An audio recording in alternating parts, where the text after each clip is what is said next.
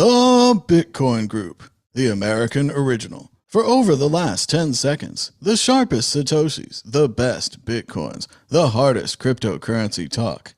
We'd like to welcome our panelists, Josh Shigala from the Standard.io. G'day, mates. Dan Eve, the Crypto Raptor. Buongiorno, Bitcoiners. Victoria Jones from Satoshi's Page. Howdy doody. And I'm Thomas Hunt from the World Crypto Network. Moving on to issue one. Issue one, MicroStrategy sells Bitcoin for the first time. We all said it was going to happen, and now it's happened. Although only for tax reasons, MicroStrategy sold some Bitcoin and quickly bought it back later. However, their stance as a never sell hodler is now in question now that they've sold for tax reasons. Josh Shigala, what do you think about MicroStrategy selling for the first time? Man, part of being in Bitcoin, sometimes you got to sell. This whole trope of like hodl, hodl, hodl. Sometimes things come along. I've had to pay for like rental deposits and stuff throughout my time, and it was hundreds of Bitcoin that have gone because of silly stuff that you have to do. But life is life, you just got to spend money when you've got to spend money. It's just what it is. Dan Eve, is Michael Saylor still your god now that he's sold?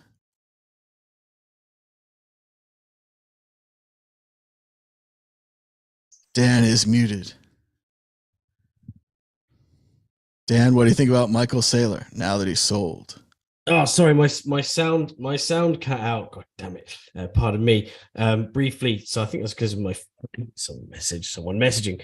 But at the end of the day, you got to do what you got to do. It sounds like it was done for a logical reason, for tax purposes, right? So they had a bit of a loss to be able to net off against against the tax return. So it does sound sensible, but obviously it's coming from Saylor, who's been peddling the never sell sort of thing. So even though they're saying, oh, it's not because we don't trust Bitcoin, the headline is micro, rather than being the logical thing of MicroStrategy sells Bitcoin for tax purposes. It's MicroStrategy sells Bitcoin. So people are going to read the headline and just think, oh no, MicroStrategy are selling Bitcoin, even though their position is higher than it was.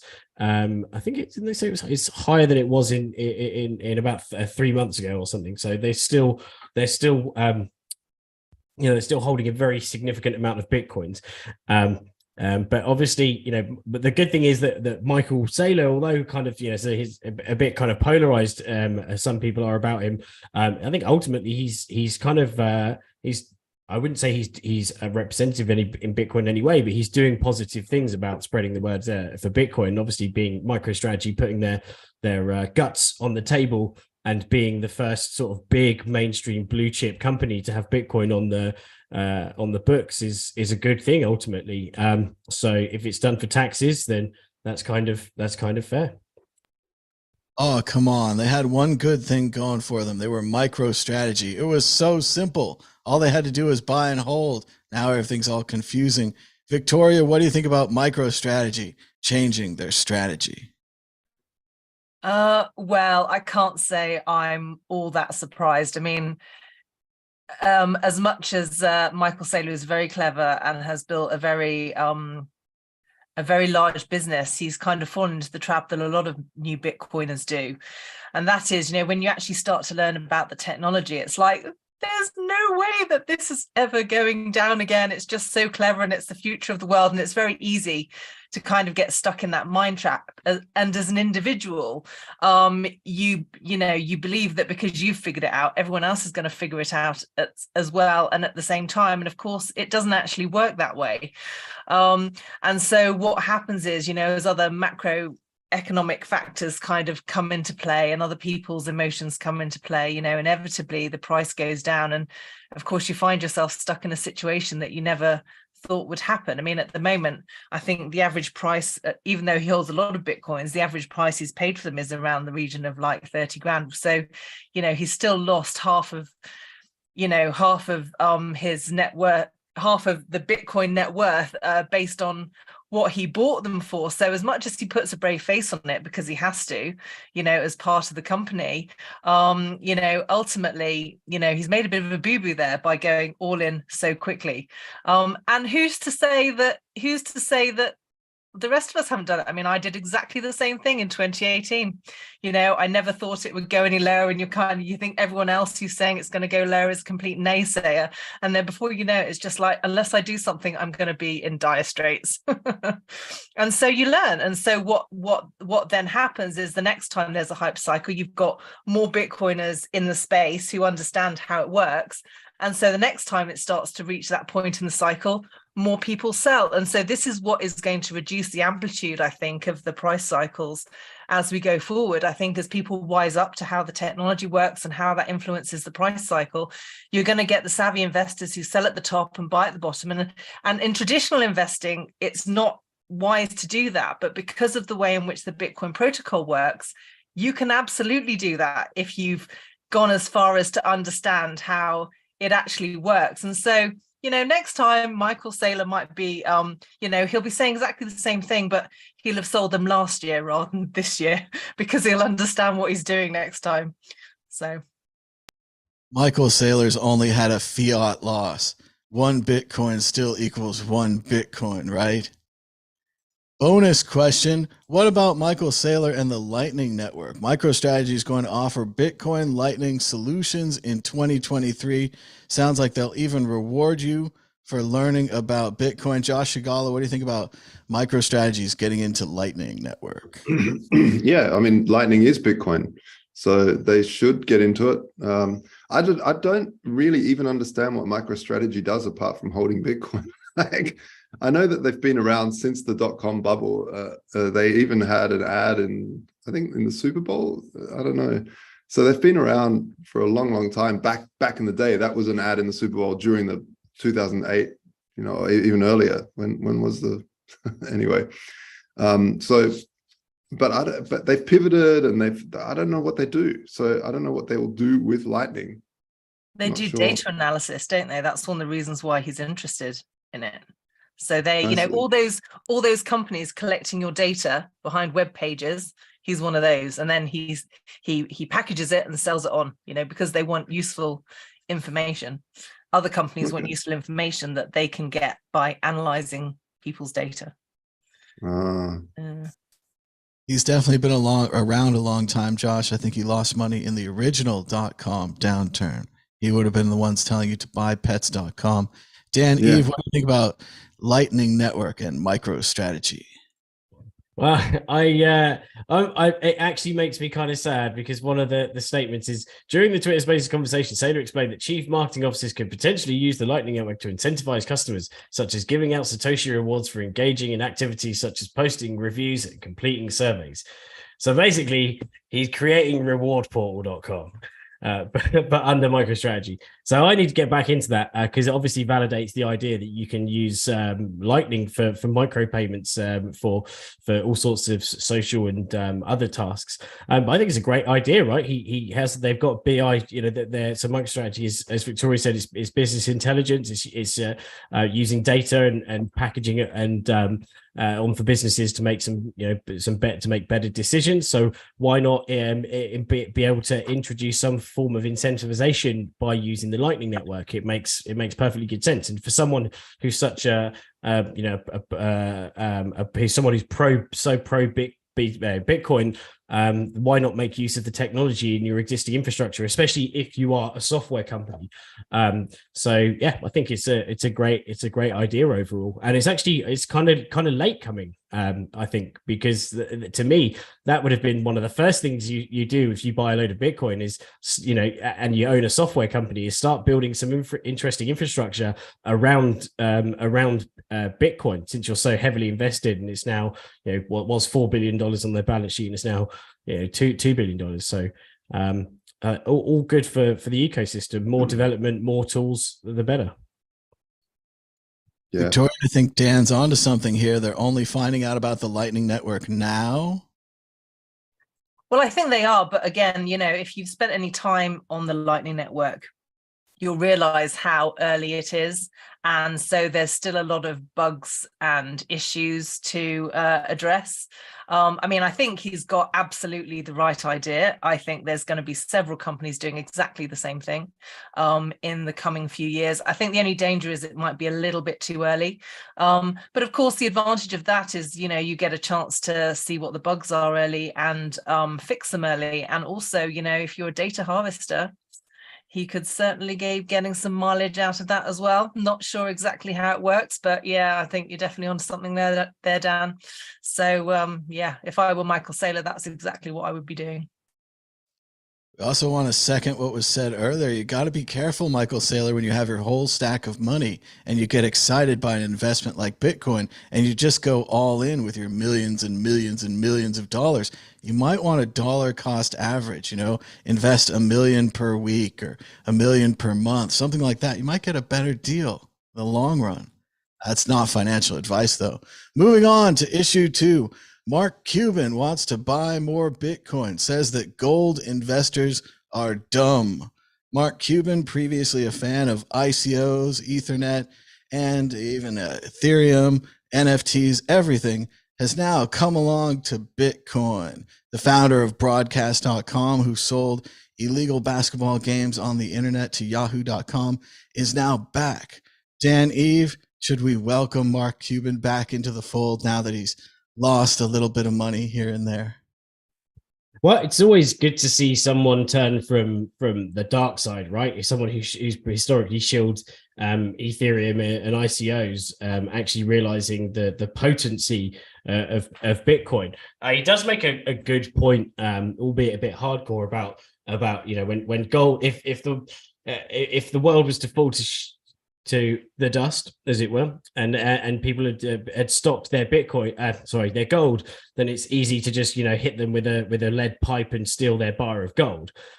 So it's all good, kind of hoarding that for Armageddon, in case you know, the fiat collapses and everything. But at least with Bitcoin, they'd have to steal the 12 words or 24 words from your head. But also just transacting in gold, like, you know, how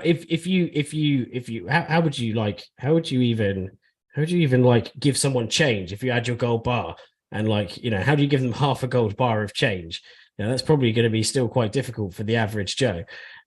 So yeah, I think ultimately Bitcoin is, everyone said, as people have said, the new gold, but it's like gold on steroids times 50, because of the fact that it's so easy to hide your wealth. And although we've seen all these crazy stories of you know, the Bitfinex Bitcoin being found again, and some of the Silk Road Bitcoin being found again, you know, they were found due to kind of, what's the word, not complacency, but errors in the way the person had stored them, right? Putting them on a hard drive underneath the floorboards or something is a much worse way than having like 12 words discreetly written somewhere, that's, you know, extremely hard to find. So yeah, I think gold definitely is not as good as Bitcoin, and it's good to see that someone else who's an ICO shiller has turned to the light side.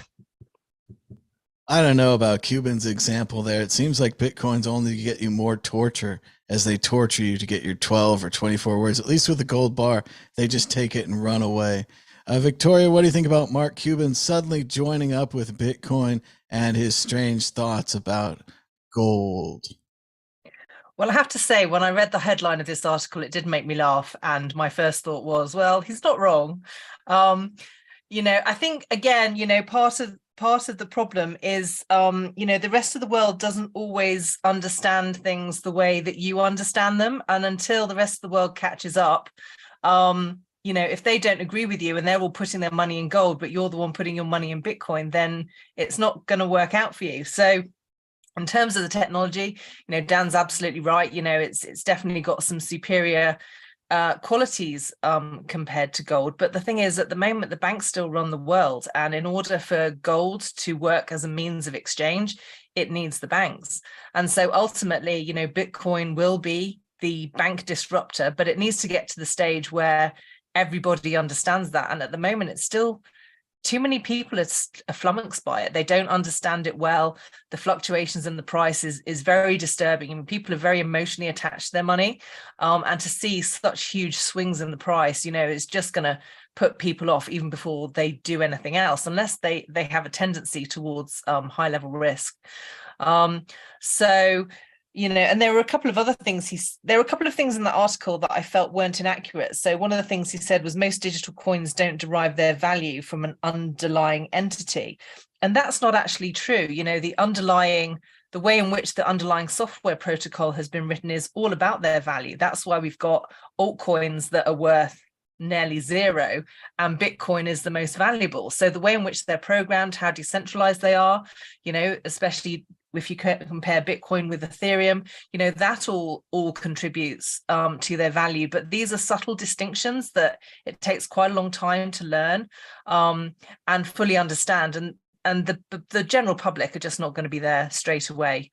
At the moment, you've got a core group of people who still understand aspects of it, but don't still miss some of these salient features. And so it's going to take a long time before the rest of the world catches up with that idea. But fundamentally, he's right. But that doesn't mean that Bitcoin's going to go to the top straight away. And the other thing they mentioned in the article, they kind of made a comparison between the fact that, gold's hardly lost its value this year, whereas Bitcoin's lost a lot of its value. I mean, gold's a $12 trillion market, whereas Bitcoin's only 318 billion at the moment. So, when you're dealing with a much bigger market compared to a smaller one, those comparisons aren't accurate. And so, sometimes you have to be careful. These articles can be quite misleading, and you need to understand the nuances of what they're trying to tell you. And sometimes you have to do further research just to get an accurate perspective just from one argument. So I like the headline. I thought some of the detail in the article needed a bit of work, but that's just my opinion. Josh Segala, gold has certainly held up better than some of Mr. Cuban's ICOs, many of which went to zero. What do you think about him joining Bitcoin now? I'm just like, for someone of his stature to call gold dumb, it is just dumb. And I'm sick of the battle between Bitcoin and gold. It's such a fake dichotomy. It's like such a bullshit dichotomy. It's a rare asset. If you have, it's Bitcoin versus fiat. It's Bitcoin gold versus fiat. If you can put your money and diversify into rare assets, that's the goal. Something that no single authority controls. Gold is great because it's decentralized in its issuance. It's found all around the world. It's 5,000 years old and been valued in different geographical regions that have nothing to do with each other. All of them value it. And so, yeah, okay. In a full shit hits the fan scenario, maybe it's not the best. But actually, Bitcoin's also not the best. I mean, it's barely the best now because of the network effect. It's kind of hard to find someone that will accept Bitcoin. Man, I try all the time. You want to accept Bitcoin for this? You want to accept any crypto? They're like, nah, just cash, thanks. Yeah, cash. Like, in a full shit hits the fan scenario, you know what the best money is? Whiskey. Whiskey is great. Everyone wants it. It's divisible. You want it if you're happy, if you're sad, and in a full shit hits the fan scenario, you're pretty sad. So you want to have a whiskey. Like this nonsense that these people trope around the place. Get over yourselves. Gold, it's not us versus gold. It's us versus fiat, and gold is part of us. So I just don't see it. I just think it's a dumb comparison. I'm sick of hearing about it. And like, I don't know. These people that come out of the woodwork, say they're all crypto, and then come out with nonsense like that, it means that they still don't understand it. JSE 1776 said it right. Mark Cuban, only half welcome to the party by Josh. Only half. Moving on to the exit question, which will happen first? Will the price of Bitcoin hit $1 million? Or will Mark Cuban's Dallas Mavericks win the NBA championship again? Dan Eve, the championship or the $1 million? I have no idea about the Dallas whatever they're called, the Dallas Cowboys. They play basketball. It's a lot of handball. They use their hands. I see. Well, I'm not going to try and jump for any hoops guessing that, as it were. So no pun intended. Okay, it was intended, and it was terrible. But it's the end of the year, so there's not going to be many more of those coming in 2022. I'm going to say Bitcoin $1 million. Victoria, Bitcoin $1 million, or the basketball team wins. Puns are welcome. Well, I know nothing about the team, so far be it from me to comment, but given that it sounds like they probably don't do very well, I'll go for Bitcoin at $1 million. Looks like all Bitcoin so far. Josh Shigala, Bitcoin $1 million, or the Mavericks win. $1 million to the moon. Bad news from our Cuban. He needs to buy more players. Moving on, check out worldcryptonetwork.com. We've got 3,025 videos. You could watch them for 3 months, 14 days, 6 hours without sleeping. Moving on to issue 3, the upcoming Bitcoin halvening could have this effect on your holdings. Yes, it's the time of the year where we talk about nothing but the halvening for the next year and a half. Yes, the Bitcoin halvening is coming in March 2024, not 2023, but we're still going to talk about it all year long because the amount of Bitcoin being produced reduces from something around 6.5 to 3.25, an incredible reduction, as if half of the Bitcoin miners suddenly shut off. Thus, everyone thinks increasing the value of their Bitcoin. Victoria Jones, what do you think about the Bitcoin halvening? Only a year and a half away. Well, I mean, a year and a half is still a long time. I mean, considering that we're an all-time high a year ago and everyone's bemoaning the fate of the Bitcoin bear market. I mean, it could be, we could be, I mean, I'd be surprised if we're higher. We're at a higher price this time next year than we are now.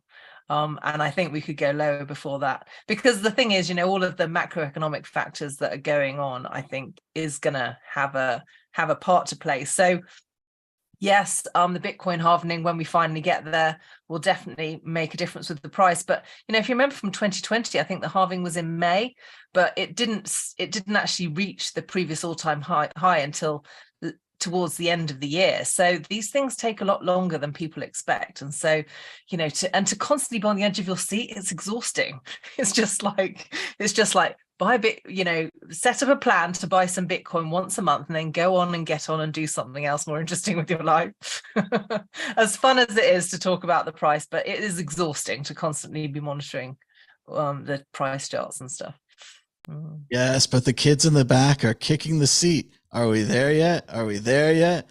Josh Shigala, the halvening's coming soon. Surely this will fix everything. Are we there yet?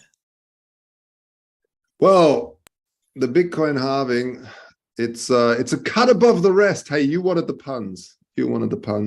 I'm really looking forward to it. And the funny thing about the Bitcoin halving is actually it's all priced in, right? Because everyone knows it's coming.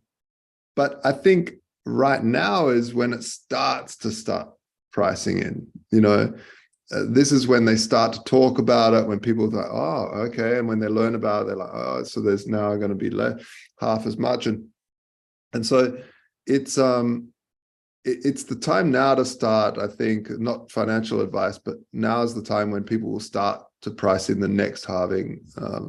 And then generally what happens is it's with miners, is it happens, the big boom happens about 6 months, like Victoria mentioned, about, or maybe less, 3 months or something like that after the halvening, that because miners have to hold, because Bitcoin, it's never enough to pay for the electricity. So they have to hold it until it's worth more, pay for the electricity. And if there's a halvening, then they have to hold it for longer. And that sort of spurs on a bit of a boost, and then other people pile into that boost and start buying, and you start getting these rockets. So yeah, I'm looking forward to it, not only for the price pump, but what I like about the price pump when it happens is that all the businesses start to do well again. In terms of Bitcoin, like the startups in the space, the people hiring, the people building stuff, start to showcase what they've built through the bear market. So yeah, halvening's coming. It's going to be exciting. Can't wait to talk about it every week. Dan, Eve, surely this time it must be different. This time everyone knows that the halvening is happening, that it's coming, that it can't be changed, that no matter the economic conditions, the amount of Bitcoin being produced will go down by half. Well, so historically the halvening, as there's always been a pump after the halvening, and before, I think one of the last articles we read a couple of weeks ago was how around the bottom is usually around 15 months prior to the halvening, which is pretty much like around about now. So there's certain rules that Bitcoin has kind of, the price has followed based on the halvening schedule. But I do think that from a slightly negative pessimistic perspective, if you think about like the halvening schedule, there's, the first halvening, there was 10.5 million Bitcoin mined when the halvening happened from 50 to 25 Bitcoin. And that was, so the actual, the percentage of supply, it was like 50% of the of this, 50% halvening, but there was only 10 million Bitcoin. So the impact of that halvening was quite significant, because the amount that was still being mined per day was quite a reasonable percentage of what the total floating supply was. Now, by the time you get to 2024, and we're at 3.125 Bitcoin per block, which is about 450 per day, that 450 as a percentage of supply is only 3.13%. So it makes it much less significant than the previous halvenings based on the current circulating supply, which will be around 96.99%. So that's kind of, I think that's why I think there's this is going to make a bit of a difference still, but I think maybe the difference kind of wanes over time, and that's when the fees start to take over, maybe as the kind of the bigger miner reward rather than the actual block reward, because it becomes such a significant the significance of the difference is lessened as the halvening goes on. I mean, the halvening after that in 2028 is going to be 1.56 Bitcoin per block, which is 225 per day, which is really insignificant because compared to the 98% of Bitcoin that would have been mined by that time. So I do think, as much as I believe in the halvening cycles, I think that the impact may drop a little bit. But also the fact is that the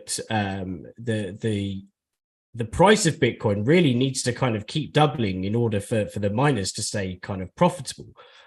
Because if the rewards halve and the miners, a bunch of miners go bust, etc., I think the price needs to be able to keep up with the decline in block rewards. Either that or the fee structure takes over. But we will see. We will see. People have got to know Bitcoin are rare. They're getting rarer. And now it's your chance to pick against the Bitcoin predictor ball and predict the future. Let's see. Josh Shigala, will the price of Bitcoin be higher or lower this time next week? It'll be higher. It'll be higher. We'll be higher. Victoria Jones, higher or lower? I suspect marginally higher. Dan Eve, higher or lower? Everyone's pretending to be optimistic, but only for a week. I am going higher as well, actually. Yeah, I think it's going to be a little bit of a high. But then I think we'll probably dip a bit by the January because of taxes and stuff.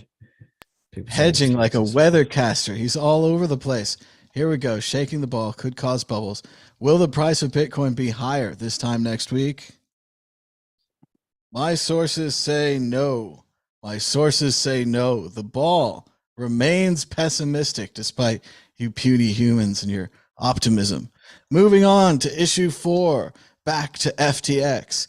Caroline Ellison, the former Alameda chief, and Gary Wang, FTX co-founder, each pled guilty to multiple charges, perhaps hundreds of years of jail time, and are now cooperating with the feds against Sam Bankman-Fried. Sam Bankman-Fried has been taken to the United States, quickly fitted with a ankle bracelet, and then released to his parents so he could have a Merry Christmas at home in California. A top SEC official is stepping down following controversial meetings with Sam Bankman-Fried and FTX lobbyists. Alameda wallets have just become active days after the bail. Dun dun dun. Could be trouble there as the wallets are now moving millions of dollars around. And Sam Bankman-Fried welcomes quote unquote sexy crypto journalist while under house arrest. Tiffany Wang has visited Sam at home in California to get the real story in person for you. Josh Shigala, what do you think about all these amazing updates on the FTX story? Yeah, it's there's so much rot, political rot, and such, and so it's I'm really hoping that some of that political rot will come out through the process, but I also doubt it. It's interesting that the judge in the case is apparently the same judge that did the Ghislaine Maxwell. Or was it Jeffrey Epstein? I think that it's the attorney for Sam is the same as Ghislaine Maxwell. The judge, fascinating enough, as we have more fun facts for this case, she put up the $250 million bail, which seemed absurd that he was even getting offered bail. Then she quickly resigned because her husband had worked for a case involving FTX. So minor the conflict. New judge, apparently the new judge is was the one in charge of Epstein or something like that as well. I don't know, but anyway, let's see how much comes out in the wash.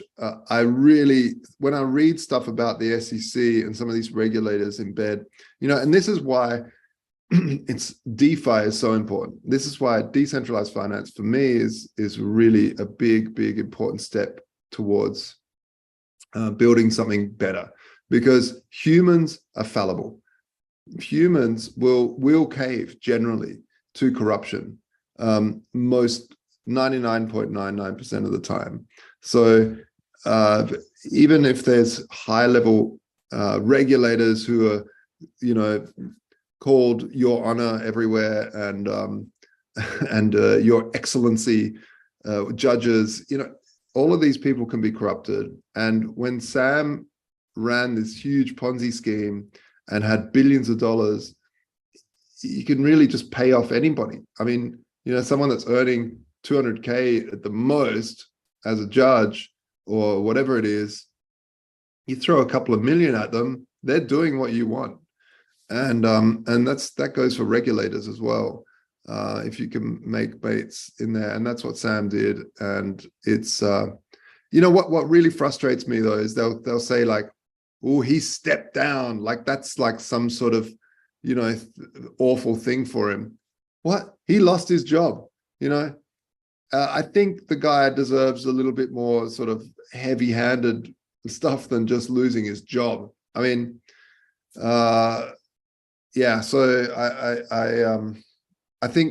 I hope what will happen through these court cases and through the Twitter files and through all of the stuff that's happening, that we start to get some real deep understanding of how far the tentacles of FTX went, and as well how much corruption and how much rot there is throughout the entire system. Well, unfortunately, Josh, I think you're going to find the corruption on both sides, as SBF has said he donated to Republicans as well, although through quiet back channels. So I think they're both going to be corrupt there. I think he was maybe trying to get this regulation as a defense against new competitors. So smaller players on the market would have to jump through regulatory hoops that a large player like FTX with an army of lawyers and so forth could get by. The thing I really worry about is the potential for Gary Wang and Caroline Ellison, whoever else goes in ratting against Sam, for them to get off relatively scot-free. It's interesting that Caroline said, oh, I feel bad, and oh, I took the money, and oh, I knew it was wrong. But we're talking about billions of dollars of people's life savings. If she gets 3 years, if she gets 5 years, it doesn't much matter if Sam gets 250 years if we're letting everybody else go.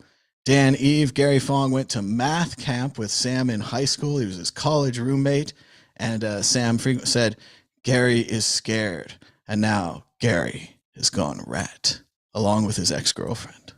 Well, I think the situation sucks in general for a lot of people that lost a lot of money in FTX. I see him walking around, fair enough, he's got an ankle bracelet on, but he's sat in a multi-million-dollar home. He gets to have the internet. He fair enough, he's saying, I feel sorry for what I've done, which is, lesson 101 about showing remorse, to get a lighter sentence or whatever. But the fact is that he ran a very messed up operation.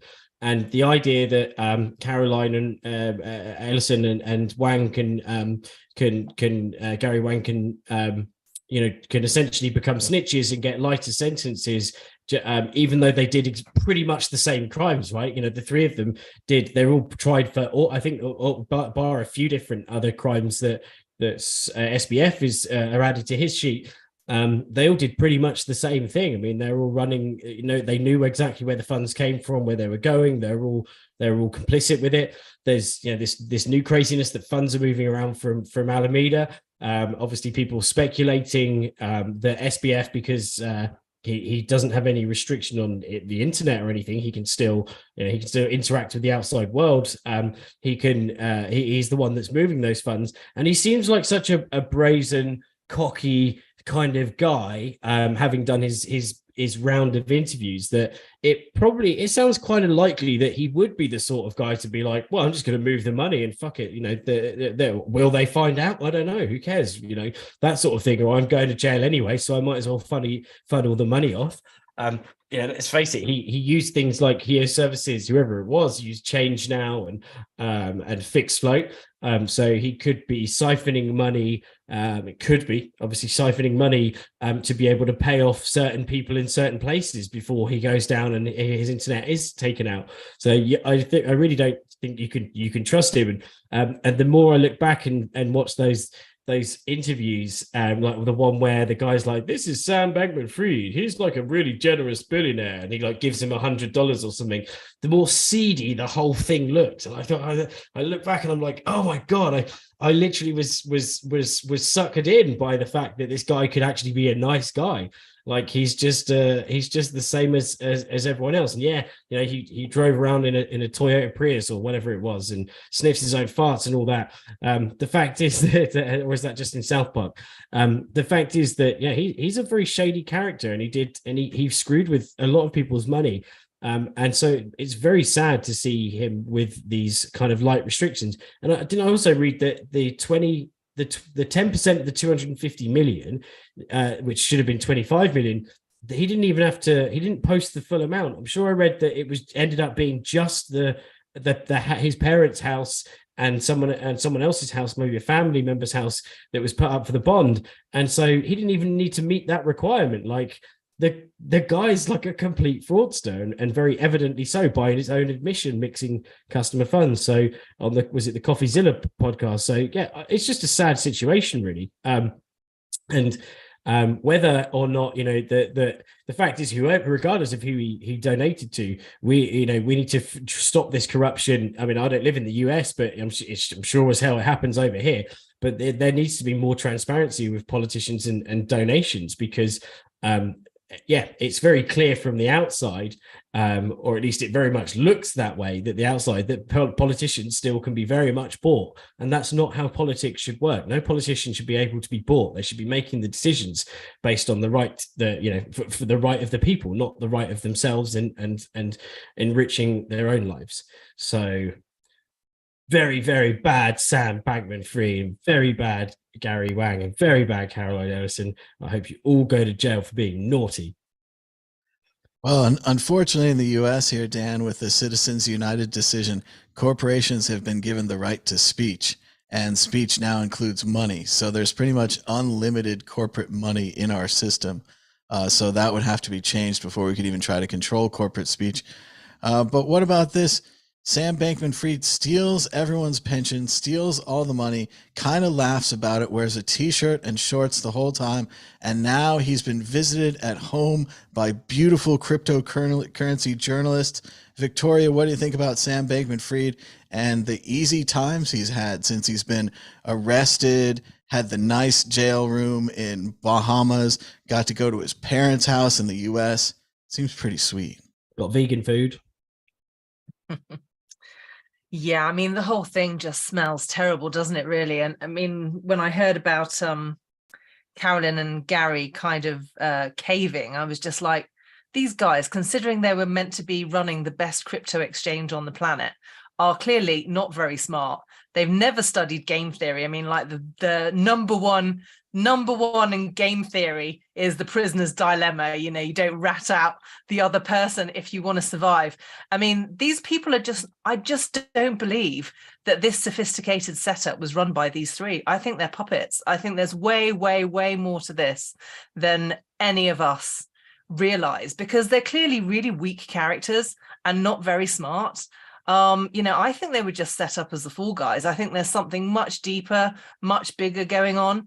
And if they're going to investigate anything, I hope they get to the bottom of it. But, you know, evidence suggests they're not going to. I mean, you know, they can arrest and prosecute Ghislaine Maxwell, but there were a whole host of other people involved with Jeffrey Epstein, you know, and what was going on there. And we've not seen anything else, you know, connected to that. So I don't have much faith. I mean, I think they've just been set up as the fall guy.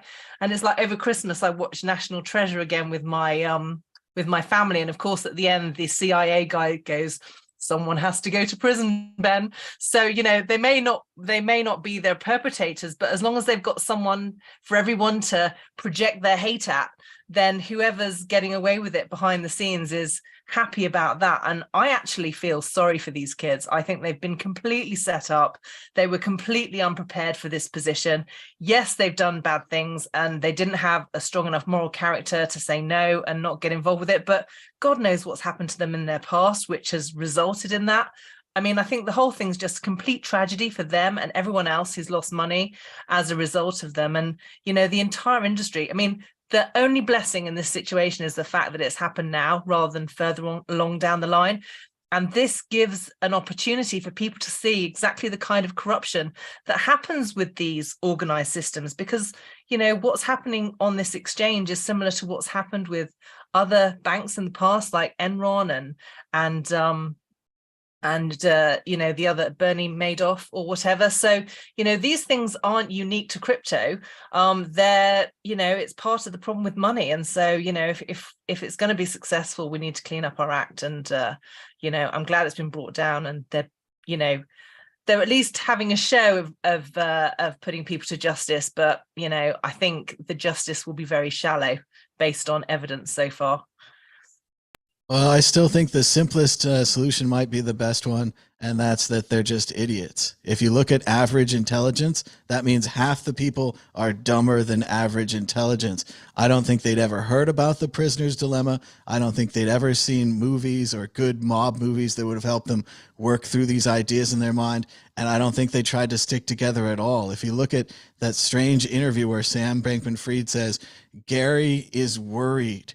Gary is afraid. He knows his buddy's worried, yet he's not over there comforting him. He's having these ridiculous Twitter spaces on the internet, and we don't know anything about Caroline except the strange blog interview she gave.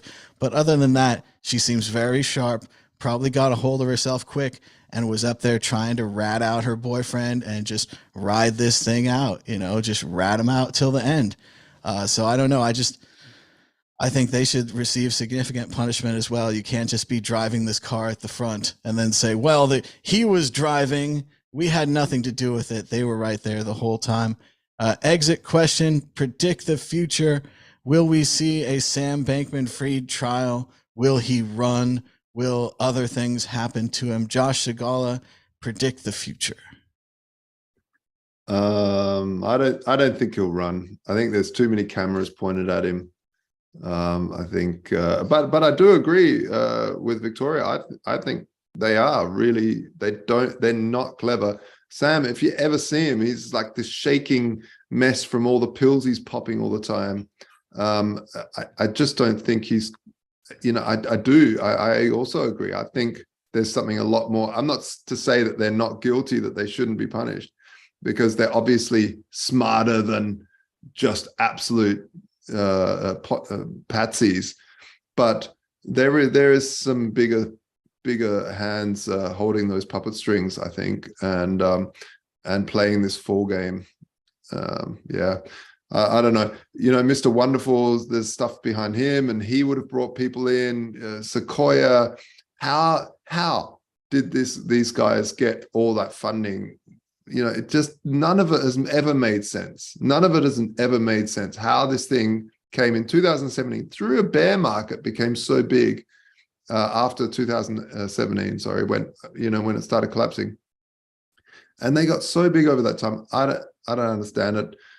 Mostly Ponzi mechanics, but yeah, crazy. There is this kind of amazing thing where people don't ask the basic questions. If you can get past a certain stage where no one's asked the basic questions to you, you just sneak right by. I don't want to get too political here, but we have a situation in the U.S. where a soon-to-be congressperson, he's been elected, George Santos, has lied about his basic resume. He said he worked for these companies. He didn't work for them. He said his religious background was Jewish. Now he's saying it's Jew-ish. So if anyone had done basic, and it's just absurd, Josh. I mean, he's just on his face. It's a liar. It's not a political question. It's just, he was dishonest. And if anyone had done the basic opposition research, he also said he graduated from a college he didn't graduate from. It's very obvious, but no one picked up the phone and called that college. No one picked up the phone and called those corporations and said, hey, did this guy work here? These years from this, we got him running for Congress, nobody did that. And it's shocking that no one did that, but it's also incredibly possible. Like, obvious mistakes are sometimes the hardest ones to avoid. A lot of these people, Sequoia or whatever, they said, oh, we figured the other company did the due diligence. We figured the other company did it. And yes, it sounds very stupid, especially when they're investing millions of dollars of clients' money. But these kind of stupid things happen. Dan Eve, predict the future. What will happen next in FTX, the soap opera? Well, I'd like to think that there's going to be I personally do think that the SBF and his co-conspirators were just kind of naive kids that, and I've seen many of them along the way, that like kids that just became multi-millionaires overnight, not billionaire level, but and they kind of just didn't know what to do with the money and how to really work, how to really be safe with it, and to have. It sounds like they didn't even have FTX didn't even have like a finance department, or something. I'm pretty sure I read something ridiculous like that. So they're a company that grew very. There you go. So they grew really fast, and they didn't have the infrastructure in place in terms of AML procedures and all of that, which made them fail ultimately, because they probably arrogantly thought to themselves, we can deal with it. So I think it's very much a meteoric rise and then an arrogant level of stupidity that led to all these blunders, and just we'll get away with it. We've got our hands in politicians' pockets on both sides, so we're definitely covered. We've got like those are the insurance policies.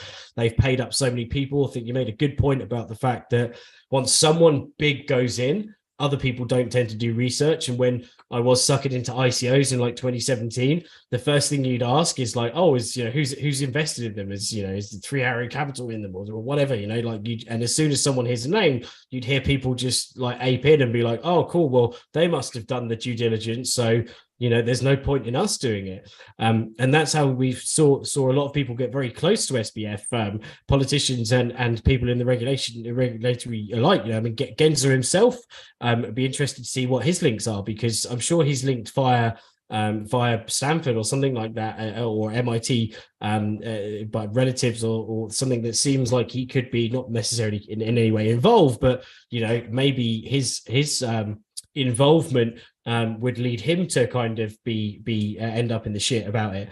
But it just sounds like it seems like if Wang and Ellison snitch in, they'll get reduced sentences, so they could end up coming out of this quite lightly, which would be sad, because they, as you said, they've got pretty much the same charges. But there's got to be other dominoes that are going to fall with this. Three people falling. This is a big kind of case for the industry, right? It's the biggest crypto scam in history. So there's going to be, like they made an example of Charlie Shrem back in the day. They're going to be going after blood. So it'd be interesting to see what the domino effect of this is, and how this cascades out, and the ripples we see any other people kind of going down from regulatory perspective, or politicians, especially if it's true about hiding dirty money. This could be like a big kind of tsunami event rather than just a wave. Well, Gensler is connected to the whole mess. He was taught by Ellison's father. So Ellison's father was also a professor. He was kind of a mentor to Gensler. But again, that doesn't mean complete corruption or whatever. And the interesting, I thought as well, Dan, is that they didn't just pay off the U.S. politicians on both sides. They also paid off the Bahamas government. And remember, during the initial phases of the collapse, the people that were allowed to withdraw their money were the people in the Bahamas, which everybody giggled to themselves and laughed. They're like, oh yeah, that's really smart. You want to make sure those people are happy, because they could come and get you in person. So they are at least smart enough to do that. We'll have to see how it goes in the end. Victoria, I guess, exit question to you.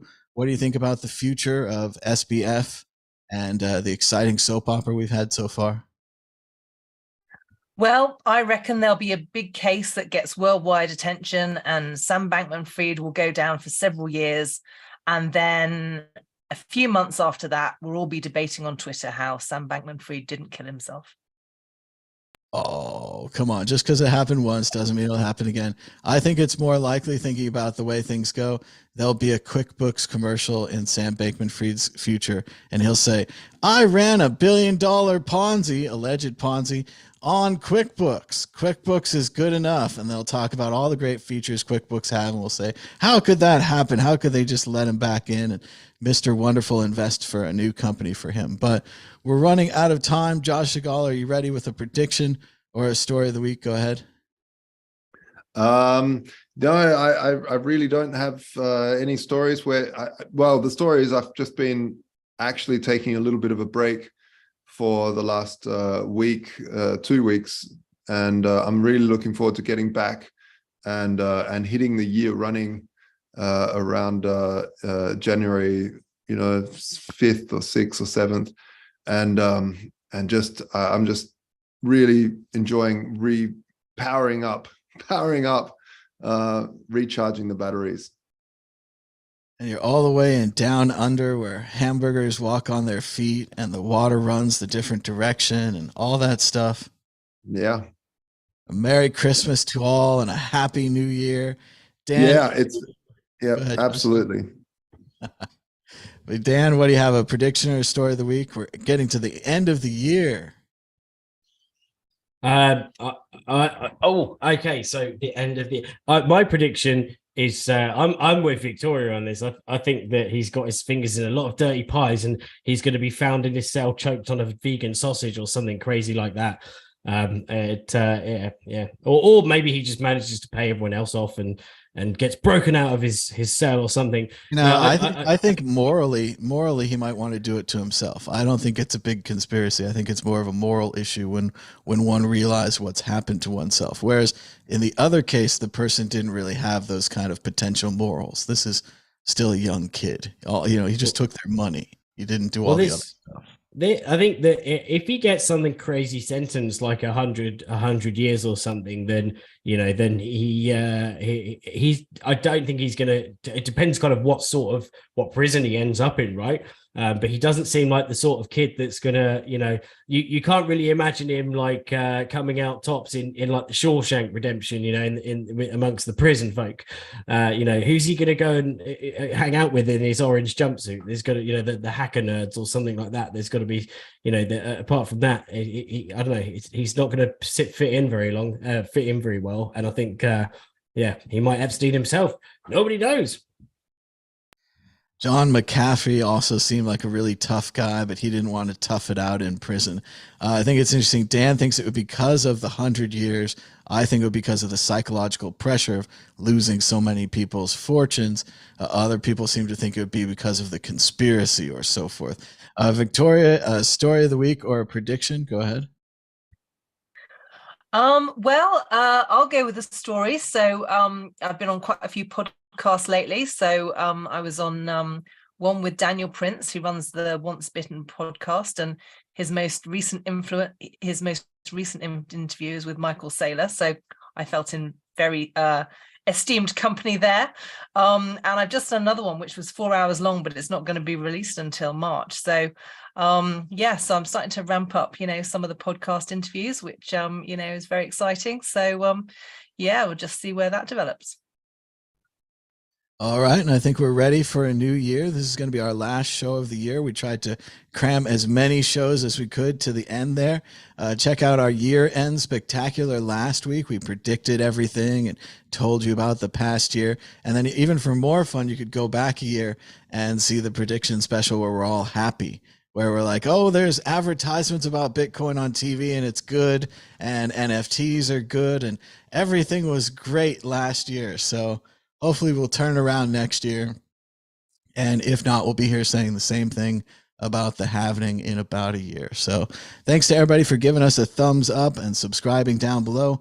Until next time, bye-bye.